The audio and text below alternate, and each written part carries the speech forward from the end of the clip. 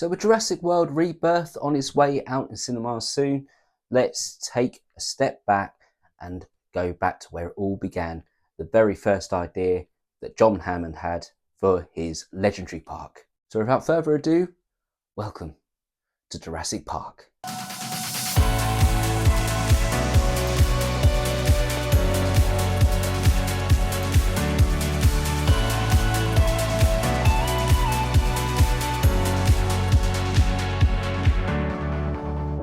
So Jurassic Park is a movie that was released in 1993, starring Sam Neill, Laura Dern, Jeff Goldblum and Richard Attenborough. Directed by Steven Spielberg and interestingly based off the novel by Michael Crichton, who also helped write the screenplay for this movie. So this movie is an absolute classic and well known for its use of absolutely incredible CGI that still holds up pretty much to today. And we're talking about, 32 years since it happened, and even now the CGI is possibly on par or even better than some of the new stuff that comes out now.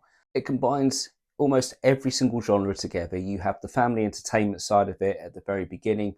You have the marvel that comes with it, the idea of seeing the dinosaurs in their full glory. But you also have the horror elements that come into it as well, with the velociraptors, the nighttime attacks from Tyrannosaurus. It's just all there, and the tension just builds up from the very beginning and doesn't really slow down. In actual fact, it just intensifies throughout the rest of the movie.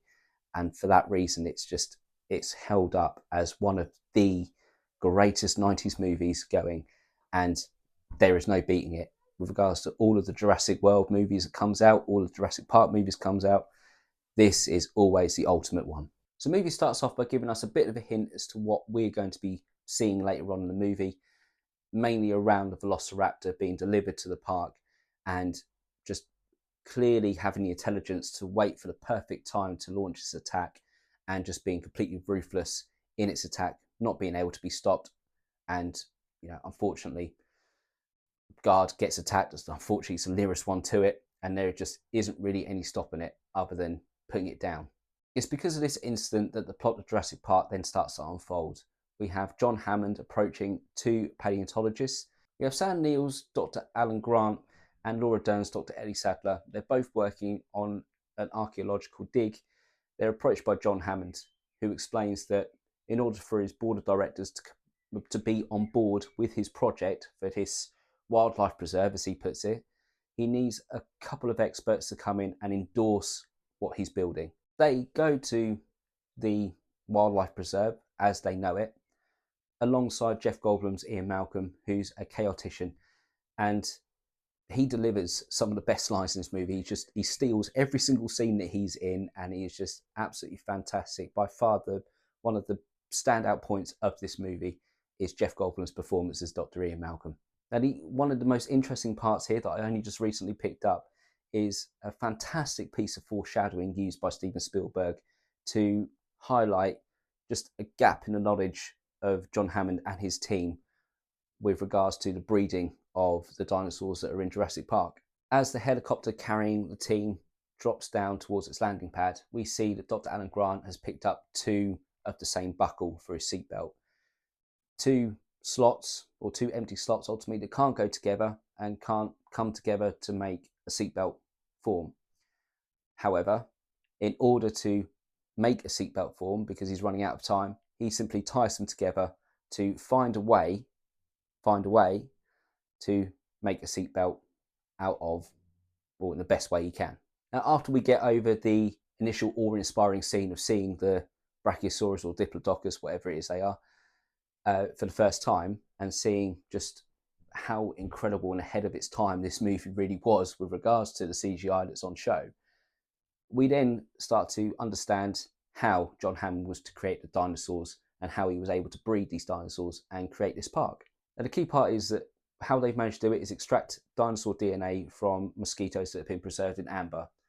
And any gaps in the DNA sequencing, they have filled that with the DNA of a frog, which can ultimately be used almost like a stem cell to fill the gaps in there, and then to create the dinosaur DNA, which has been used to regenerate clone dinosaurs and bring them to the park, be able to breed them and let them grow. And that is where the previous foreshadowing then comes back into effect, because it's later on established that frogs have been known to change their gender in order to facilitate breeding. Now, that's exactly what has happened. What we learn is that the animals, in order to prevent any breeding of their own or any independent breeding in the park, they've all been bred to be female. Ultimately, then it harks back to the seatbelts, where you've got two female reproductive parts, you could say, being tied together to find a way to breed, to make something new. And that's exactly what's happened here. And Dr. Malcolm puts it absolutely perfectly, the fact that you cannot control breeding, you cannot control life, you cannot stop it from developing, cannot stop it from moving forward. And it's what we have here. It's the whole idea of playing God and trying to almost create something that had its time. As again, Dr. Malcolm says that dinosaurs, they had their time in the sun, had the chance to go forward, but nature selected them for extinction. So what are we doing bringing them back? We've ultimately, Dr. Hammond has ultimately brought them back from extinction to put them on the world at the same time as man, two things that were never ever meant to cross paths, and he's put them together. And we start to see later on the mistake that he's made in doing that. And by far the biggest mistake that he has made is, despite all of the claims of sparing no expense on any part of the park, in its attractions, the tourist attractions or security measures, there's one thing he has skimped on, and that is paying his main IT technician, Dennis Nedry, the fee that he believes he's deserved. And what that results in is a disgruntled employee who then decides to try and steal the dinosaur embryos to take them to a rival competitor.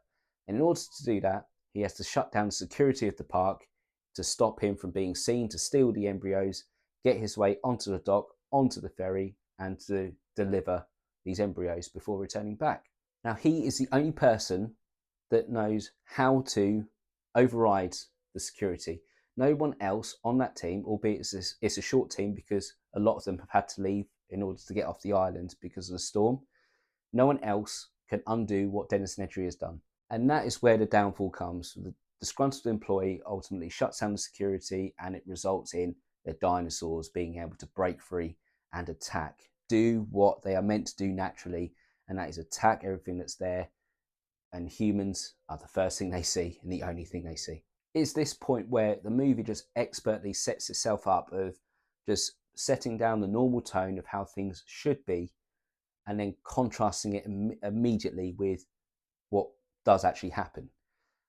You get the nice, calm nature of a normal zoo experience during the day, going out, trying to see the dinosaurs in the paddock and not seeing anything because they're asleep or they're hiding. They're doing anything to avoid any attention, just like you do get in a normal zoo experience. But then you get the contrast. The nighttime hits, the security has gone down. The first thing that happens is the Tyrannosaurus comes out, and you see it in all its glory come and attack one car for the children, resulting in Dr. Grant, Dr. Malcolm trying to distract it, getting injured in doing so. And that attack, that whole scene in itself is harrowing. The use of an animatronic model of a Tyrannosaurus just brings the whole realism factor just to the forefront. There is no getting away the fact of, you just get sucked in the idea that actually there is no hole in this to sort of show that, oh, it's completely unrealistic. It does look as if it's actually happening right there, right then. And whilst that scene is horrific in its very nature, it only gets worse. It only ramps up. It almost sort of tests you with how much you can take with that first scene. And then it just adds a little bit more and a bit more and a bit more and a bit more, to the point we then go from a Tyrannosaurus sort of almost stalking its prey, then outright attacking and chasing down a group of them, to then going on to another species in the velociraptors who are actively hunting the humans.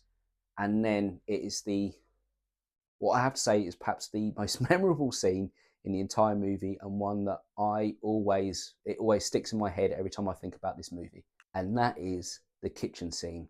From the very beginning, from the point of the girl with the jelly on her spoon with it quivering upon her first noticing the dinosaurs coming in, to them hiding in the kitchen, and a cat and mouse game between the velociraptors coming in and hunting them down.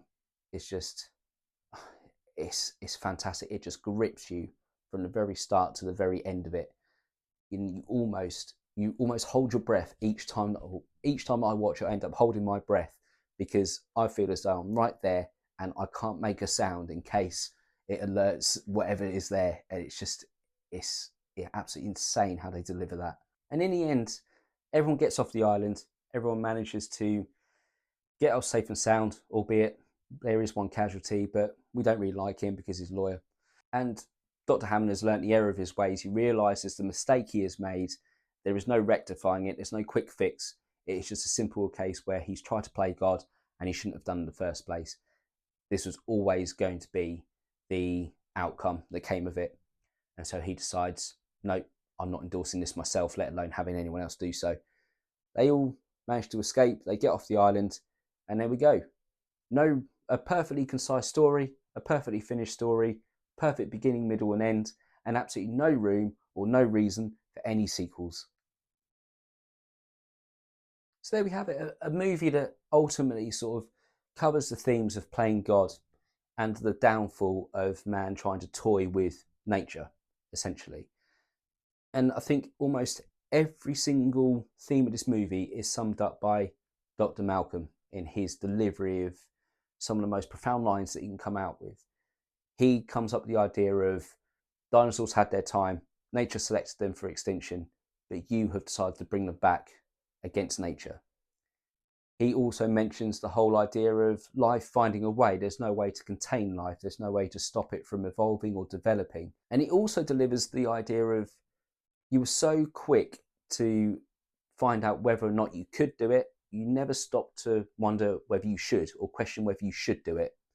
And that there is something that can be almost shared to a number of different incidents that are going on in the world, not just back then, but all the way through to today. In the end, Jurassic Park is a fantastic movie. It blends so many different genres and just dips its toe into almost every sensation that you can do or that you can experience throughout the movie.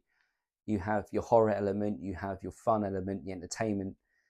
All of that is all packed into a fantastically written story, so concise, and just gives every single character a chance to breathe, chance to develop and go through their own arc to the point where they are ultimately a more rounded and improved person at the end of it. And for that reason, I have to give it 5 stars because this is hands down one of the, if not one of the most technologically incredible films, but also just for, well, its content is just absolutely fantastic.